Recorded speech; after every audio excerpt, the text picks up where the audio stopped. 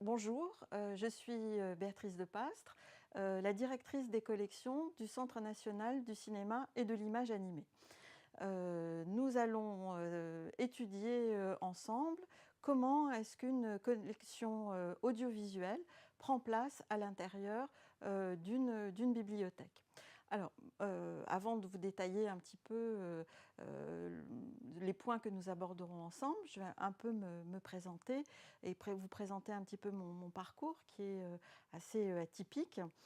J'ai fait des études de philosophie en classe préparatoire et ensuite à l'université de la Sorbonne à Paris. Et de par des activités professionnelles que j'ai dû mener en même temps que mes études de philosophie, j'ai travaillé pour la mairie de Paris et pour la direction des affaires scolaires.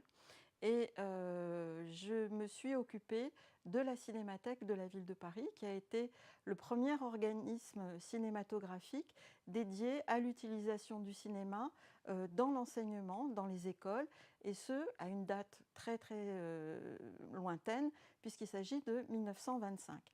Et donc j'ai appris dans cette institution ce que j'ai appris dans cette institution m'a permis de développer en même temps un travail sur le patrimoine cinématographique, de catalogage des films, de programmation, puisque c'était une institution qui s'occupait du cinéma pour les enfants qui fréquentaient les centres de loisirs de Paris.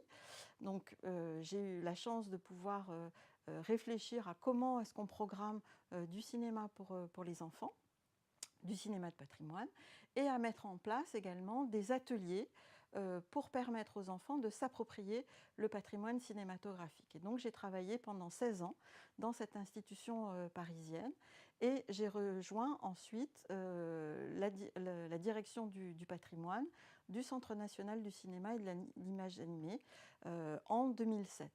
Alors j'ai eu des activités également d'enseignement.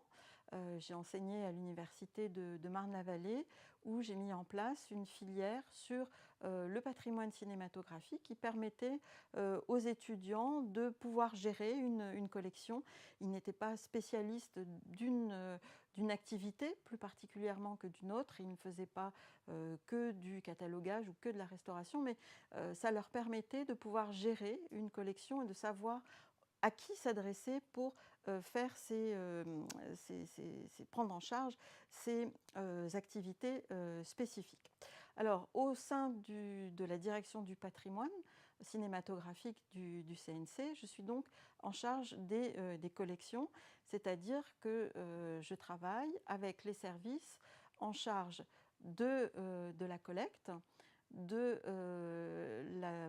la conservation des films, mais également de la documentation des collections, c'est-à-dire la description que l'on fait des objets qui sont dans nos collections, le laboratoire, puisque nous avons la chance d'avoir un laboratoire intégré qui nous permet de prendre nous-mêmes en charge la restauration de documents cinématographiques, et également le service qui va valoriser ces collections, c'est-à-dire être en rapport avec les festivals, avec les cinémathèques, mais également avec les documentalistes qui font des recherches documentaires pour les documentaristes, par exemple, qui vont faire un film sur tel ou tel sujet et qui sont à la recherche d'images d'archives. Donc on va organiser, si vous voulez, nous sommes des médiateurs entre ces collections et ces créateurs contemporains.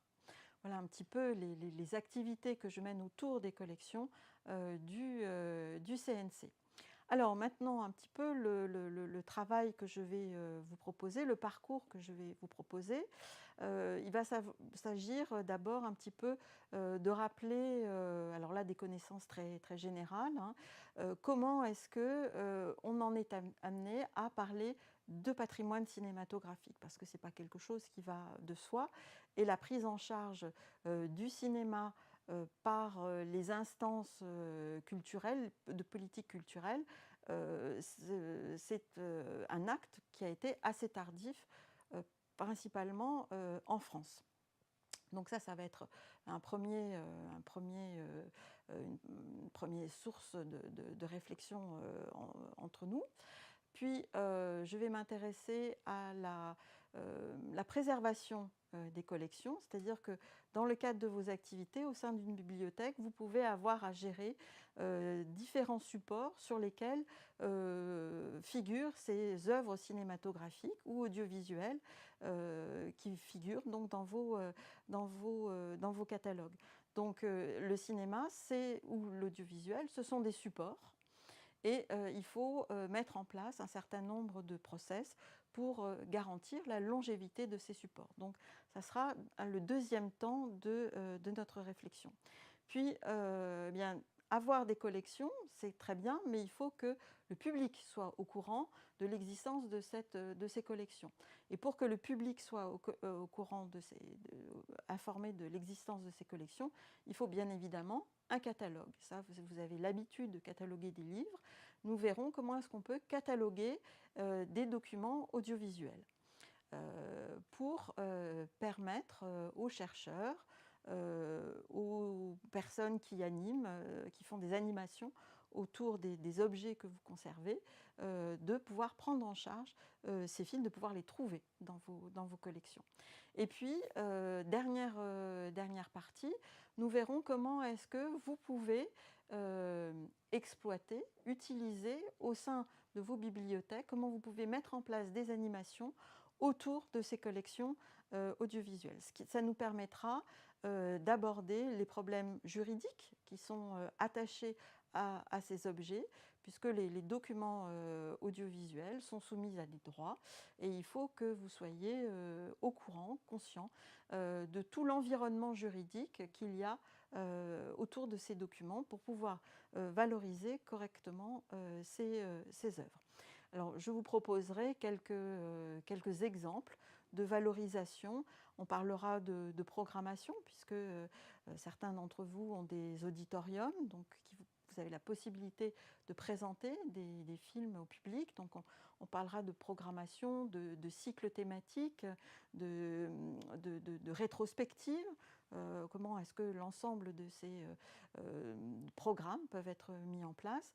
On parlera aussi d'activités pédagogiques et d'activités pédagogiques en direction des enfants et d'activités qui vous permettront de travailler avec d'autres départements de votre bibliothèque, des activités, on pourrait dire, multi-supports, par exemple des suggestions de recherche ou d'animation qui permettront en fait de parcourir l'ensemble des collections de votre bibliothèque, donc des imprimés, des ouvrages édités et puis vos collections audiovisuelles. Voilà, c'est un petit peu le parcours que j'ai envisagé pour cette formation.